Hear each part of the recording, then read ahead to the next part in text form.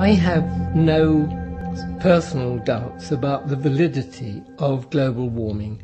There are not only are there specific events, odd events, that have happened so rarely in the past that they're extraordinary, but there's a concatenation of them, one after another happening, that the man in the street notices. The energy we have available that is efficient and it will give us what we need with the minimum damage to the planet. And for densely populated countries like Japan, Britain, Germany and many other European countries, nuclear energy is almost ideal. It's got a minimal footprint on the Earth and yet produces huge quantities of electricity at a very reasonable price that everyone can afford and will keep cities going.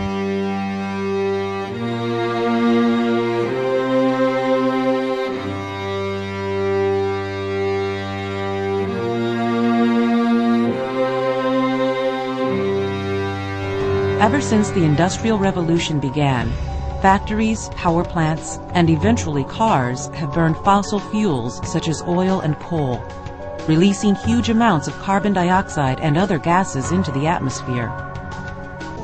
The greenhouse effect begins with the sun and the energy it radiates to the Earth. The Earth and the atmosphere absorb some of this energy, while the rest is radiated back into space.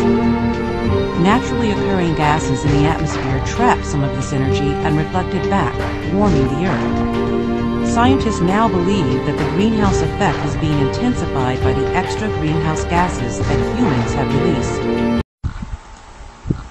Some are remnants of the last ice age, and alpine glaciers are quickly disappearing.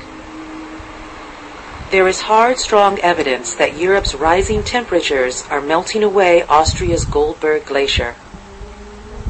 Records here date back to the 19th century and document drastic changes in the landscape. And as recently as 1979, this valley was filled by the glacier, solid ice 300 feet thick. Now bare rock and a small river are evidence of the glacier's retreat. Scientist Wolfgang Schoner studies the changes here. He pounded this pole 18 feet into the glacier 1 month ago. Now a third of it is exposed. He's brought his young son to see what he describes as the tangible effects of global warming. If you are speaking about aspects of climate change, it's very hard to show something where you can see it. Glaciers are the most important possibility to show it that something happens. The melting of polar ice shelves has scientists worrying about rising sea levels. But as Europe's glaciers vanish, the primary concern is the flow of rivers throughout the continent.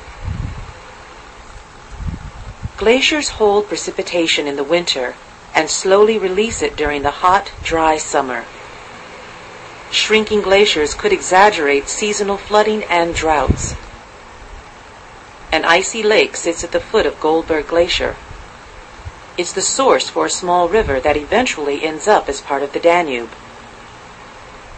Schoner's team collects data to calculate how much of the glacier is flowing downstream. Millions of gallons a day during the summer. And this is a small glacier. Higher up the mountain, where not long ago the ice was 30 feet thick, runoff has carved a cavernous tunnel. This tunnel has since collapsed, and a new one has formed nearby. So the glaciers are losing mass from one year to the next, and they will go smaller and smaller. For this glacier, I think it could happen that this lower part will completely disappear. As long as Goldberg Glacier survives, Schoner and his team will continue to gather data, hoping for insight into what rising temperatures might mean for Europe and the rest of the world.